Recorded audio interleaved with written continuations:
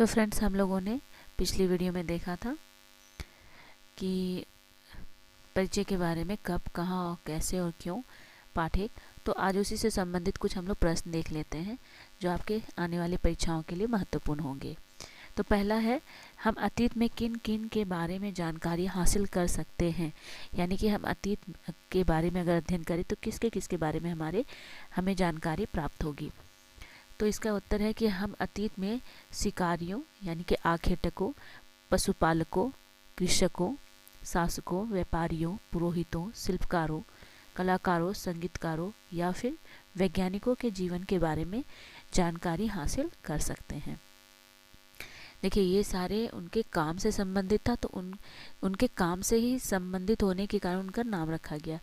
तो जो शिकारी होते थे आखेटक, जो पशु पालते थे उन्हें पशुपालक, जो कृषि का कार्य करते थे उन्हें कृषक, जो राज करते थे यानी कि जो शासन चलाते थे उनका नाम शासक, व्यापारी जो व्यापार का काम करते थे पुरोहित, जो वहाँ पर जो गांव के हेड होते थे उन्हें पुरोहित कहा जाता था, शिल्पकार, कलाकार, संगीतकार, ये आप लोगों को पता ही है। और वैज्ञानिक के जीवन के बारे में भी हमें जानकारी हासिल कर सकते हैं। चलिए, कि प्राचीन काल में जो ये सारे व्यक्ति थे उनका जीवन कैसा था, वो किस तरह से कार्य करते थे, इनके बारे में हमें अतीत से जानकारी प्राप्त होती है। नेक्स्ट है कि 8000, नेक्स्ट क्वेश्चन है, 8000 वर्ष पूर्व स्त्री पुरुष किसका उपजाना किया और किन किन पशुओं को पालतू बनाया। मतलब कौन से अनाज उपजाना शुरू किया, और यहाँ में मिसप्रिंट हो गया है, सॉरी। देखिए, 8000 साल पहले स्त्री पुरुष ने किस अनाज को उपजाना शुरू किया और कौन कौन से पालतू जानवरों को, मतलब जानवरों को पालतू बनाना शुरू किया। तो इसका आंसर है 8000 वर्ष पूर्व स्त्री पुरुष ने सबसे पहले गेहूं तथा जौ जैसी फसलों को उगाना शुरू किया। उन्होंने भेड़, बकरी और गाय, बैल जैसे पशुओं को पालतू बनाना भी शुरू किया। ठीक है, इतना याद रखिएगा। बहुत इजी सा क्वेश्चन था कि देखिए, पहले क्या उपजाया, तो गेहूं और जौ, और किन किन पशुओं को पालतू बनाया, तो गाय, भेड़, बकरी और बैल। चलिए नेक्स्ट क्वेश्चन, क्वेश्चन नंबर 3, सहायक नदियाँ किसे कहते हैं और कितने वर्ष पूर्व इन नदियों के किनारे नगर फले फूले। यहाँ पूर्व जो है, आप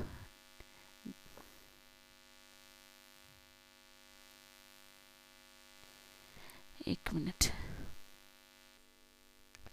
तो यहाँ जो पूर्व शब्द है आप देख सकते हैं वो थोड़ा सा मिसप्रिंट हो गया। ये पूर्व ऐसे नहीं होगा, पूर्व जो होगा, ठीक है, पूर्व इस तरह से होगा। ठीक है, चलिए तो आप देख लेना जो भी होगा, आई होप। चलिए, तो पूर्व में इन नदियों के किनारे नगर फले फूले मतलब विकसित हुए। तो सहायक नदियाँ किन्हें कहते हैं, जो एक छोटी छोटी नदियाँ जो बड़ी नदियों में आके मिल जाती है उन्हें सहायक नदी कहा जाता है।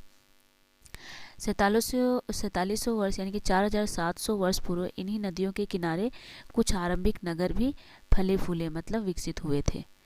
चलिए नेक्स्ट क्वेश्चन देख लेते हैं, क्वेश्चन नंबर 4, गंगा के दक्षिण में नदियों के आसपास के प्राचीन काल में किस नाम से जाना जाता था। यानी कि गंगा के दक्षिणी भाग में जो नदियाँ थी, यानी कि दक्षिणी भाग में जो नदी थी उसके आसपास जो भी नगर बसे थे उसे किस नाम से जाना जाता था। तो गंगा के दक्षिणी भाग में नदियों के आसपास प्राचीन क्षेत्र में जो नगर बसा था उसे मगध के नाम से जाना जाता था। आसान सा क्वेश्चन है, ज़्यादा टफ नहीं है क्लास 6 के लिए।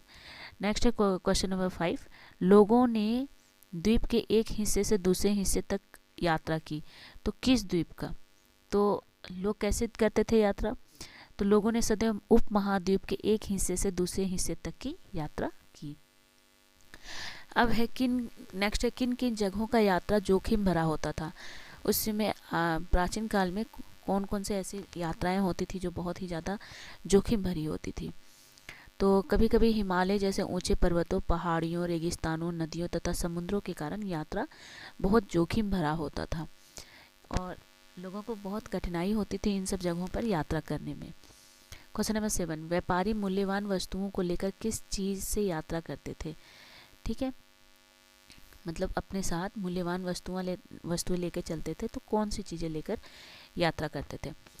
तो अतिरिक्त व्यापारी कभी कभी काफिलों में तो कभी जहाज़ों में अपने साथ मूल्यवान वस्तु लेके चलते थे और एक स्थान से दूसरे स्थान जाते थे। तो मूल्यवान वस्तुएं उनके साथ जैसे सोना, चांदी, ये सारी चीज़ें होती थी जो वो लोग लेकर यात्रा करते थे। उसके बाद आगे है 100 वर्ष पूर्व लोग किन किन विचारों को अपनाते रहे हैं। किन किन विचारों को अपनाते रहे हैं? तो उत्तर है 100 वर्षों से लोग पत्थर को तराशने का काम, संगीत रचने का काम, भोजन बनाने का काम, इन सब तरीकों को आज भी लोग एक दूसरे से अपनाते रहे हैं और इसे आगे बढ़ा रहे हैं। आगे क्वेश्चन नंबर 9, अपने देश के लिए हम किन नामों का प्रयोग करते हैं? यानी कि भारत देश के लिए हम किन नाम का प्रयोग करते हैं? तो हम अपने देश के लिए प्राय इंडिया और भारत जैसे नामों का प्रयोग करते हैं। उसके बाद इंडिया जो शब्द है वो किस शब्द से निकला है? संस्कृत में उसे क्या कहते हैं? यहाँ पे थोड़ा मिसप्रिंट हो गया है तो आप लोग देख लेना, ठीक है। यहाँ पे कहते हैं, ये खाते नहीं, कहते हैं, कहते, ठीक है। तो इंडिया जो शब्द है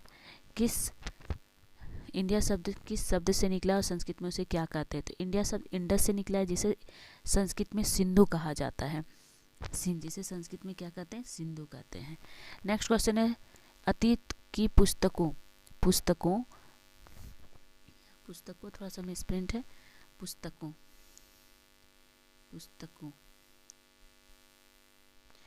पुस्तकों को हाथों से लिखने के क्या कारण, मतलब जो कारण था उसे क्या कहते थे? जो हाथे से लिखे जाते थे उसे क्या कहते थे? तो अतीत की पुस्तकें जब हाथों से लिखी जाती थी तो उसे पांडुलिपि कहा जाता था। और पांडुलिपि किस पे लिखा जाता था? भूर्जपत्र और ताड़पत्रों पर लिखा जाता था। नेक्स्ट, पांडुलिपियां ताम्र पत्रों पे भी लिखी गई हैं जो अभी कहीं ना कहीं सुरक्षित हैं।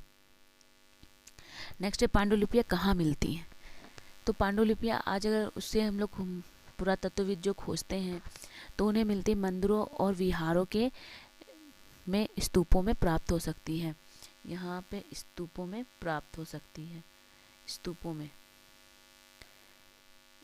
में मंदिरों के जो स्तूप होते हैं ना उसमें मिल सकती है, ठीक है। स्तूपों में मिलती है। नेक्स्ट है 13, अतीत की पुस्तकों में किसकी चर्चा मिलती है? अतीत की अगर पुस्तकें पढ़ें तो हमें किसके बारे में जानकारी मिलेगी? अतीत की पुस्तकों में मान्यताओं एवं व्यवहारों, राजाओं के जीवन, औषधियों तथा विज्ञान आदि सभी प्रकार के विषयों की चर्चा मिलती है। नेक्स्ट क्वेश्चन नंबर 14, इन पुस्तकों में किस भाषा में लिखा गया? ये पुस्तकें किस भाषा में लिखी होती हैं? तो उस समय की जितनी भी पुस्तकें थी किस भाषा में लिखी थी? तो ये पुस्तकें संस्कृत में लिखी होती हैं, संस्कृत में। नेक्स्ट, आम लोग जो थे, जो आम जनता थी वहाँ की, वो लोग किस भाषा का प्रयोग करते हैं? तो आम लोग वहाँ पर प्राचीन काल में प्राकृत भाषा का प्रयोग करते थे, प्राकृत भाषा का प्रयोग करते थे। नेक्स्ट क्वेश्चन नंबर 16, हम किस प्रकार का अध्ययन कर सकते हैं? हम अभिलेखों का अध्ययन कर सकते हैं। हम लोग को अगर प्राचीन सभ्यता के बारे में या इतिहास के बारे में जानना है तो अभिलेखों के द्वारा हम जानकारी प्राप्त कर सकते हैं। चलिए,